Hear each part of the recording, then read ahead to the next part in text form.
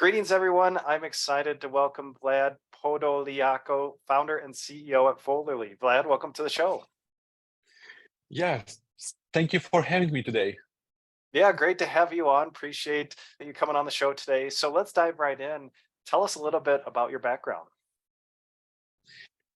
So I I guess, entrepreneurship background with more like specific experience within the sales and marketing, but now it's pivoted to product development. I don't know why and how, but the fact that I know how to build products.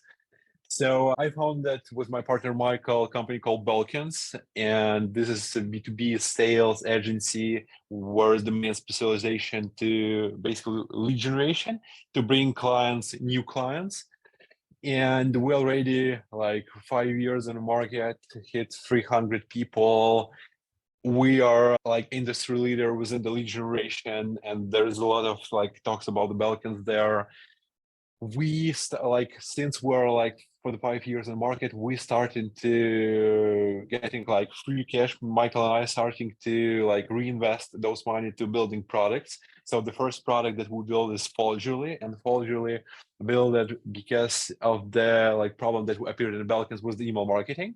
So basically Folderly is email solution platform where main goal is to increase email performance metrics like open rates, reply rates, click-through rates by working with those entities like mailboxes, domains, leads templates, content, email content, basically by identifying problems, fixing all those problems, and monitoring them 24/7 on a daily basis. Interesting. So entrepreneurship background, started Belkins a while ago, and you said that's B2B sales lead generation. Sounds like that's Right. growing, doing really well. And then took that free cash flow and created Folderly. And with Folderly, was that solving a pain that you were seeing within Belkins and lead generation with email performance through Folderly? Yeah, right. So long story short, like back to 2019, we had like a problem with like our email marketing was in the Balkans. So you can imagine. So since this is the service company and we had, I guess, under our management in terms of the lead generation around 800, 1,000 mailboxes of our clients, we deliver them like qualifying and delivering them appointments. They close all those appointments. And for some, like I guess it were in March, like some middle of March time, all of our campaigns went from like 80%, 80, 90% of open rates, like 35, 40% of reply rates, like to opens 10, no one replying, and almost 1,000 mailboxes. And I guess like what the hell is happening? Because we have those weekly sync with the clients and we need to explain what's happening. And I'm like starting to dive in deep to what is kind of happening, what is the problem behind, and discovered that email marketing not that straightforward anymore. Like we like thought back then, like uploading leads to some system, outreach system, Mailchimp, SendGrid, Outreach, or whatever tool, and hitting just one button to send, confirming that you want to hit those emails to those people. And now it's more technical. So basically what I discovered, so without taking care of your domain, like domain infrastructure, like having the right DNS records behind your domain, which is represent you as a like legit sender, like having those sender policy frameworks or domain authentication policies there in the place, having the right ESP provider, like email service provider, such as like Google, Gmail, Google Workspace, or Microsoft Exchange, or Outlook, or AWS, or whatever. There is like 500 or 670 or something like that. All those ESPs there. And after diving deep to all those problems, I'm starting to discover that what we did wrong and starting to fix all those problems. So I'm fix all those problems, fix this for Belkins, fix it for our clients. And we thought that it would be great value proposition for like external clients, because everyone basically faced this problem. Everyone like hit by spam promotions and don't know what the reasoning behind. Even though if you're legit sending legit content to your opt-in list, double opt-in list, So you basically have those problems, but you didn't know why. You didn't know why, and this is one of the reasons why we building Folderly. Yeah, really interesting. So with Folderly, so I could see the B2B lead generation at Belkin, say VPs of sales, marketing, sales folks hiring you, buying your service. With Folderly, is it the technical side, IT folks who hire you? What's the use case? Who are you selling into for Folderly? Yeah, that's the good question. So I'm split our ideal customer profile on 3 portraits. Mm-hmm. So, and we work the most use cases with a third. So the first one, it's entry level to email, like to sales and marketing processes, that the people who just want to know how to get clients without any background. Like I just want to have more clients to my, I don't know, e-commerce shop, to my B2B company, SaaS AI company, whatever. Second would be that the people who already knows what kind of email, what kind of acquisition channels out there, like email, advertising, content, social agent optimization, and others, and know what to do with them. And the third type of people, that's the people who facing the problems with all of those channels. So basically, it's a more advanced, like SDR, senior SDRs, head of sales, chief marketing officers, and email analytics, IT managers, and operation people that manage the effectiveness of sales and marketing people. So basically, we have 3 use cases of those like clients pictures, but the most effective third, which the people who understand how to work with emails, what kind of consequences has led to if you messed up with your further outreach, like that your domain can be blacklisted, or that no one like answer to your emails and they end up to promotion folder or spam folder, and you waste your leads at the end. Okay, so interesting. So if I'm the head of sales and marketing, I don't need to go talk to my AT guy and say, hey, hire Vlad at Folderly or their product. I can just reach out to you and say, yeah, I want to improve Right. my send rates, my deliverability, get off blacklists, and improve overall email performance then. Yeah, Yep. that's Okay. true. Okay, interesting. So what year did you found Folderly? So it's 2 years ago, like 2.3 years ago. Yeah, so this is the year where we like starting to have a tech behind the Folderly, not just like service, because how we build Folderly for the first client. So we're starting to fix those problems by our basically hands. And I'm build like department within the Balkans called email deliverability department, like the people who managing deliverability, monitoring those cases by day. And we're starting to get addressed by the question how you're so effective with your email marketing. And we starting to help to our clients as well. And getting the first cash, like having the, again, bootstrapping story with the Balkans and with the Folderly, having the first clients as a service-based, having all those money and reinvesting all of those money to the tech. And like a few months later, we build the tech behind and automate all those work and starting to build the real technology behind which make a difference with email marketing. Okay, interesting. So it sounds like, and you see this a lot, like kind of tech-enabled services. You have the tech, you're doing it, helping your clients, but then automate it, build out that tech set, make it more of a product, and then sell it, say like a subscription SaaS. So interesting. And Yeah. where is Folderly located? Are you virtual or do you have a headquarters?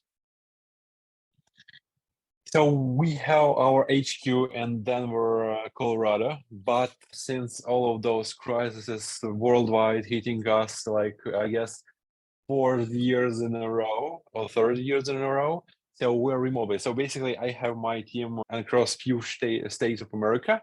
I have my team around the Europe, and we're pretty flexible. We have 42 people on board on Folderly side and 300 people on board of Balkans. Okay, yeah, that's my next question. So team size at Folderly, about 42 staff right now. Okay. Right. Yeah. Okay. And Belkins started earlier, but 300 plus and growing, it sounds like, but 42 at Folderly. And then anything you want to share with Folderly around your revenue range or ARR size? So yeah, we about have 2 mil plus in terms of the ARR. Yeah, we have. I can share also a few more interesting metrics. So our ARPU, like average revenue per client, it's 1,500.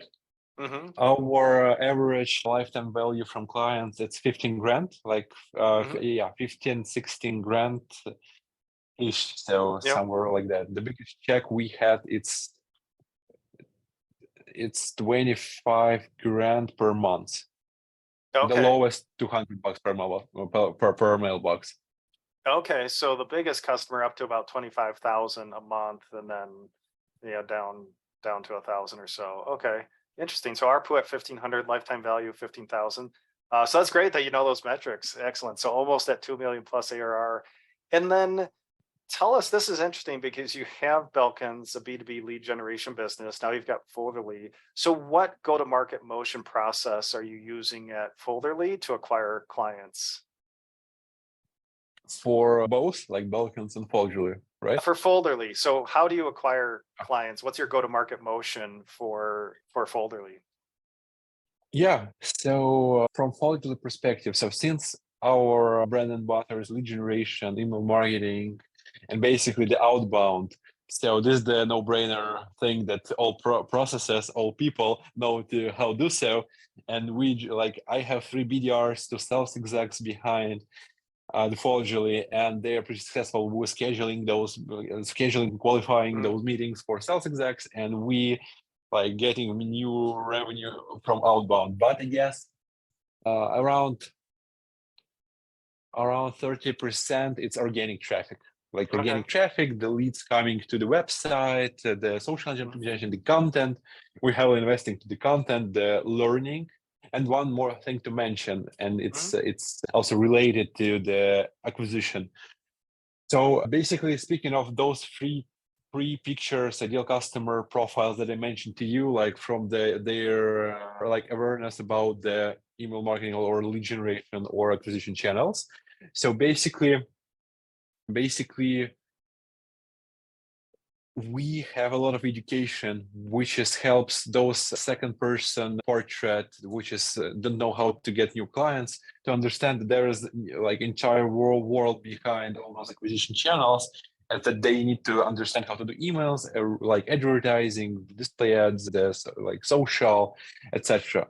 So basically, our goal to grow those first like ideal customer profile to third, having this kind of a lot of solutions within all those targets. Okay. So Yeah, that makes yeah, sense. And then how much capital have you raised to date? so we are bootstrapped for both Balkans and Folgerly, but for the Folgerly side, we received grants from the Google that help us to like. So we don't need the money basically, but we thought that it would be beneficial in terms of like more further integration with Google Gmail and their teams, and to have more in-depth technology behind and understand how all those mechanisms works within the Google. So it's more like strategic thing rather Yep. than money. So, and since this is a grant, so we're still bootstrapping. So that's no Yeah. YC story behind, or private equity, or Yep. other angels. Yeah, that's interesting. So tell us about, I saw in your press release, this Google startup program. So tell us a little bit more about that. Was it an application process? Did you have to do a demo, a pitch? Tell us a little bit about that Google startups program. Yeah, so that's exciting. So basically how it works, like, so they have their Google for Startups fund. There is a lot of like YCs, there's a lot of angels there is a lot of mentorship there that they help you with. So basically you apply to them. They have, I guess, twice per year their camps, one in Silicon Valley and their campus, and one in Europe, like across the Europe, maybe even few across the Europe. So basically, you are applying, you're telling a bit about yourself, about your background, about your experience, what you're building, and what the like technology behind. Then they reach out to you, they're doing the interview, and then you have the decision, like after the sharing some company data, the numbers, the idea, the technology, the growth plan, the roadmap, etc. So this is like long story short, how this looks like. Okay, so you worked you apply, and then you basically, they reach out to you and then work one-on-one with them, and you didn't have to go like to a demo day or pitch day or anything like that. They just vet your application one by one. Yeah, but it depends, I guess, on the event or it depends on the camp because you have as a Google the startup that receives money from the Google Startup Funds or grants. So basically, you can attend their demo days and attend this each time that they like representing it, no matter what kind of group you are. The last year, 5 years ago. So basically, you can attend those demo days because this is the huge event across all those Google network. Mhm. And obviously Google is well known. Anything you'd like to share, anything that you learned with that application process with Google startups as far as, what data were they focused on? What were they really focused on to determine, if you would get grant funding from them? The basic attraction. So first thing, I guess, let's start with the first. So basically, you need to have minimal valuable product, the MVP, with the minimal traction. So it would be more attractive to like not just for Google, but for the different VCs, for angels. Mhm. So traction, having some clients, showing the like few case studies that it actually helps someone or Mhm. resolve something. It's really helpful because you just like go to the meeting with not empty hands. So it's not Mhm. just like improvising till the end Yeah. and trying to fake it until you make it because it's hard to do so and you're starting to be nervous. So it's better for you not to nervous and having something in your hands and be kind of confident that you're building something already or have built something already. Okay. Okay. So having a little traction and MVP in hand, not just selling your story and vision with no product at that point. So yeah, interesting. That thing Uh, for devices. yeah. And as we wrap up here, Vlad, what's next? What's new and exciting that's coming up for Folderly? Yeah, so the one of the exciting thing that comes Folgerly, so we rebuilding entire system. So we call it Folgerly 2.0. So it would be the huge event for us because we are moving from monolith architecture to microservices, and it will help us to show the scalability of the system working separately, which with each and every entity of deliverability. It's domain, mailbox, content, leads and having like few solutions within the Folgerly by having all of those in one place would crush the email marketing like for a company. So basically we will really have a lot of exposure with it. We will increase our lifetime value, we will increase our revenue. It will be at least fingers crossed the hockey stick for Folgerly in terms of the revenue. Okay, that's great. Yeah, exciting stuff coming up. And if, as we wrap up here, so if listeners would like to learn more about Folderly, where should we send them online? So the great place would be the website. So folgerly.com. It's our website. Also follow us on the LinkedIn and never miss our webinars because we're starting to not like hitting a lot of bullshit and split the water.